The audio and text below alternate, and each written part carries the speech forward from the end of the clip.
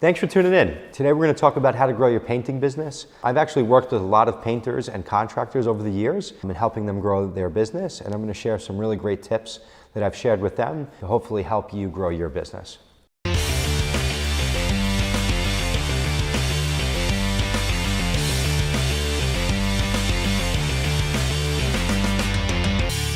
One of the biggest things that I've always focused on in my business, and I tell every business owner, but especially people in any type of contracting business, is focus on process. More than ever in any type of contracting business, so many contractors are caught up in the day-to-day. And it's hard to get out of the day-to-day once you get sucked in and the business gets rolling.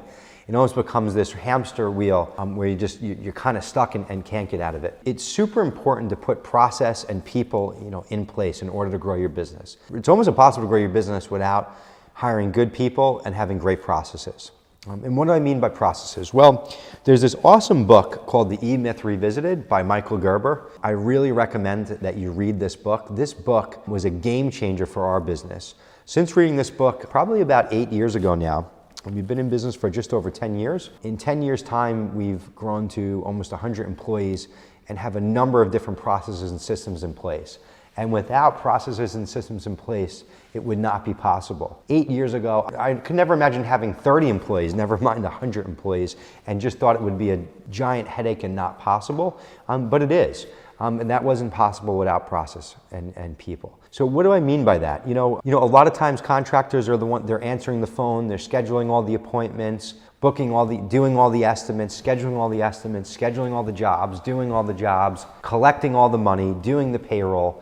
And it just comes to a point where you can only handle and do so much, and then by continuing to do everything, you never can take on more and really do more business. The only way any business grows is to really have the ability to do volume, to do a lot of jobs. If you can't do more jobs, you can't bring in more revenue, you can't bring in more profit. It's a very simple formula. What do I mean by process? I mean a process for everything in your business, from who answers the phone, to who schedules the estimates, to who's going on the estimates, to who's scheduling the job, to who's actually doing the job, and then to who's collecting the money on that job, and to make sure everything is working smoothly. This doesn't happen overnight, it takes time, and sometimes you have to work in your business in order to work on your business. That doesn't happen overnight, but you have to have a plan in place of how you're going to go at this. Otherwise, you're going to be stuck in the day-to-day and you're never going to be able to grow your business. So in the painting business, the only way to win is to, be doing really big jobs in the commercial space. As if you're, only have 1 or 2 or 3 people, you're only going to be able to handle X amount of jobs. If you can only do so many jobs, then you're never going to be able to do the revenue that you want to do. It will be virtually impossible. It's a labor-intensive, business, and you need people in order to do more work. So, in order to grow your business, even if I threw all the business at you in the world right now, today, if you don't have people in place and a process for all those people, it's going to be impossible to grow your business and to bring in the amount of revenue that you want to, and you'd fail. So again, I can't beat it in hard enough. You have to get those processes in place, and then it's people. In order to really grow. Obviously, you're going to need a way to drive that business in. There's a number of different ways that you can market your painting business today. One of them is Angie's List, and there's plenty of others like it, like Angie's List, Home Advisor, etc. You may laugh, but if you're not on those, you might want to stop laughing and really look into that. There's a lot of contractors that I've worked with that are absolutely killing it on things like Angie's List and Home Advisor, and they have more business than they know what to do with it.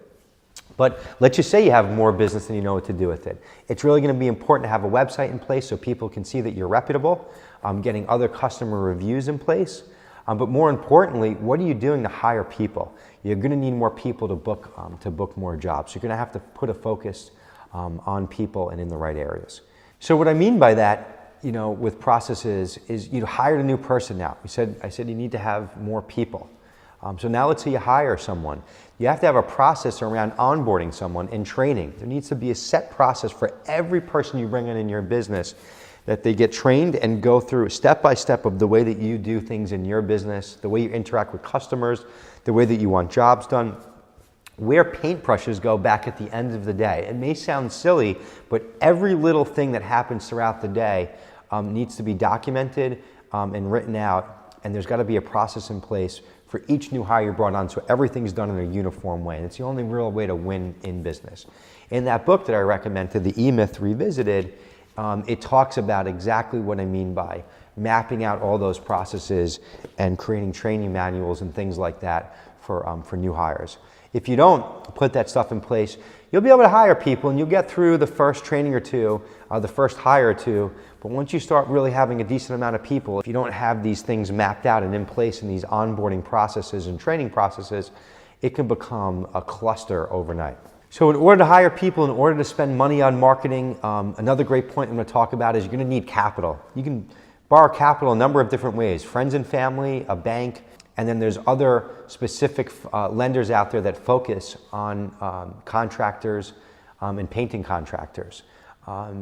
The painting contracting business, contractors in general, it can always be challenging getting financing at a bank, but there are lenders out there that will work with you. There are some awesome lenders out there that finance work vans and